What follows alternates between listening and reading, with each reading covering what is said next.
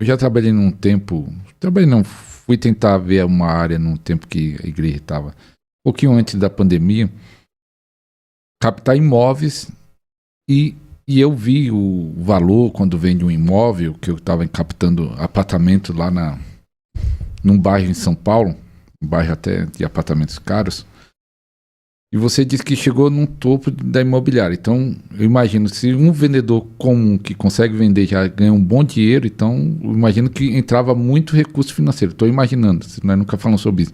Sim. Então, entrava muito recurso financeiro, aí houve essa quebra. Eu quero saber dessa área que tratou, porque é um problema de muitos ministros ou muitos ministérios na questão financeira.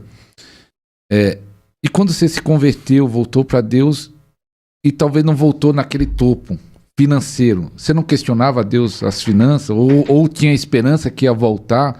Agora estou servindo a Deus, eu vou voltar o que eu era até melhor, vou prosperar mais. Que eu imagino que entrava um bom recurso e aí você vai ser tratado sem recurso. Você não questionava a Deus nessa área financeira? Que eu quero dizer que talvez às vezes um tratamento às vezes é na área financeira também, às vezes acontece. Não sei como foi o seu caso. Perfeito, pastor. Vem ao encontro do nosso testemunho essa sua pergunta, né? E nós deparamos muito com isso, né? Na verdade, nós chegamos, para quem conhece São Paulo, né? Essa estrutura era tudo montado na Zona Sul. Nós morávamos no melhor bairro de São Paulo, um dos melhores bairros de São Paulo, Campo Belo, o senhor conhece. E nós tínhamos, sim, uma posição de destaque, um resultado, mas como eu disse, isso tudo estava na areia, né? E quando terminou, obviamente, houve uma consequência no padrão, né? Mas depois daquele, por isso que eu falo que a minha conversão, né? Aquele ato que ocorreu no dia 19/4/2015, aquilo foi muito marcante, né? Porque a partir daquele momento o Senhor nos levou para o deserto, mas mesmo a gente não tendo essa estrutura, o Senhor cuidou de tudo, né? Mas dentro da visão dele, né? E qual que é a visão do Senhor, né? Ele tinha que tratar o orgulho. Então nós passamos sim por processos muito doloridos, né? Aos olhos humanos, né? E nós passamos, eu até brinco que eu e minha esposa, muitas vezes, né? E olha só como que é o trabalhar de Deus. Nós tínhamos necessidades básicas, mas o meu filho, e é importante trazer isso, né? Que quando ele foi concebido, no dia, o Senhor disse para mim na madrugada, né? Foi a minha primeira experiência audível com o Senhor, né? De forma muito clara. Ele disse que estava selando a nossa união, que era um menino, que o nome era Miguel, e que para ele, não faltaria nada. Então, mesmo eu e minha esposa passando por necessidade, sempre batiam na minha porta do melhor para o meu filho. Melhor. Até o dia que a lata de leite acabou e eu dobrei o joelho e falei, o Senhor disse que para ele não faltaria nada. Eu sei que o Senhor está tratando os processos conosco, né? De necessidades básicas, mas para ele não. Bate minha irmã na porta, toca a campanha do apartamento com todas as necessidades dele suprida, né? Então, em todo o processo, o Senhor, eu tinha consciência que o Senhor estava cuidando. Mas você não questionava a Deus? Você falasse, Deus, eu tinha isso? Não, então, mas aí que está o ponto. Quando nós perdemos tudo, não foi um processo de um dia para outro, foi um processo que eu entendia que era o adversário, como eu disse no meu testemunho. Quando eu percebi que era Deus, por desobediência, ele nos levou para o deserto, né, e levou. Quando eu cheguei, aí que está a obediência, eu quero chegar nesse ponto. Eu não questionava a Deus, por quê? Porque a gente estava num nível que a gente estava dependendo das pessoas. Então, assim, o meu questionamento eu tenho uma palavra sobre a minha vida. Por isso que é importante, igreja, você entender que você que tem uma palavra, ele é fiel para cumprir. Porque da mesma forma que ele cumpriu com meu filho, eu sabia que ia cumprir conosco. Foi fácil? Não foi fácil. Cada um tem uma medida de fé. De novo, o Senhor está falando, cada um tem uma medida de fé. Mas eu não tinha dúvida depois das experiências que eu tive com ele, né, que a porta que ele fechou não tinha como abrir. Quando eu entendi que era Deus, tudo mudou. Porque eu estava lutando com o adversário, por isso que eu não questionava Deus. Achava que era o adversário. Ah, você pensava que era o inimigo. Era. Porque, como pode? Eu estava fiel ao Senhor, tinha esse entendimento, né? Trabalhava numa área que dependia muito do meu esforço. E um profissional que tinha resultado mensal ficou 7 meses. 7 meses sem ter resultado. E a minha gerente, que é uma cristã, até questionou.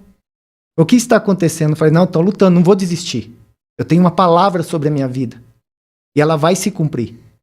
Só que quando o Senhor se manifestou, me chamou de orgulhoso, porque eu achava que o meu modelo estava certo.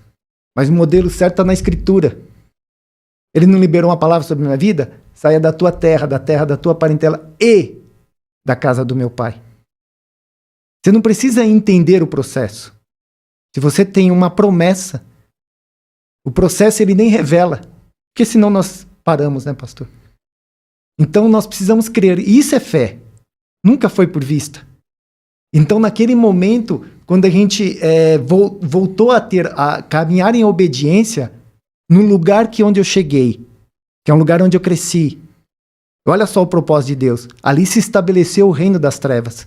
Só que quando chegou um filho consciente da sua identidade, tudo tem mudado naquele ambiente. Que é um lugar onde eu cresci, um lugar da periferia de São Paulo, onde o reino da treva se estabeleceu. E quando nós chegamos lá, nós não tínhamos nem conhecimento do sobrenatural. Mas começou a haver uma transformação. Nós começamos a buscar o Senhor naquele lugar e o Senhor me deu uma visão, como uma nuvem preta e um ponto de luz. E é por isso que ninguém foi chamado para ficar sentado. A minha oração nesse tempo é que você possa ser governo em Cristo Jesus no teu território, na tua casa, na tua parentela, pela autoridade do nome de Jesus. Ele concedeu isso a todos os filhos. É uma mensagem única, exclusiva e objetiva para esse despertar. E quando nós começamos, pastor, a caminhar em obediência, eu fui para a casa do meu pai, meu filho, aquela crise que tinha não teve mais, ele se desenvolveu, ele é funcional, é o melhor aluno da escola, é um aluno popular, ele tem sido instrumento do Senhor.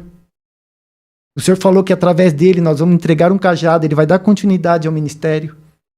E pela graça e misericórdia, né, assim como o chamado de Abraão, Deus foi bom comigo, minha esposa é 12 anos mais nova do que eu, está gestante de 8 meses, está chegando Davi. Promessa do Senhor, porque é um profeta e um adorador, porque minha esposa é uma adoradora. Na live profética, ela é ministra de louvor. Você vê que a obra do Senhor é perfeita? E quando nós voltamos a caminhar em obediência, o que aconteceu? Cumprindo os princípios, é importante, né? Cumprir os princípios, né, que foi estabelecido, né? Porque não tem como colher sem semear. E dentro do alinhamento do propósito do Senhor, tudo mudou. Hoje nós temos, pela graça e misericórdia, aqueles que tinham necessidade básica hoje, até brinquei com a minha esposa outro dia no aniversário, aonde vamos comer? Para quem era especialista em todas as receitas de ovos, pastor. A quem outro dia mesmo o pai cuidando, tinha umas moedinhas e o senhor para nesse supermercado. Chegava lá, tinha uma promoção dos 2 caixas de ovos com o valor das moedas que tinha. E hoje, para honra e glória do Senhor, aonde você quer comer? Então, assim, é um Deus que cuida. Existe sim um acesso, né? É o Deus da prata e do ouro. Nós temos acesso como filhos, né? Mas principalmente diz respeito à obediência, né? Obediência à palavra do Senhor. Então, se a liderança da igreja, né, os ministros do Senhor, trazer essa consciência, né, de entender a função de cada um, né? Eu não tenho dúvida que a igreja cresce e governa nesse tempo, para a honra e glória do Senhor Jesus, o Rei da Glória.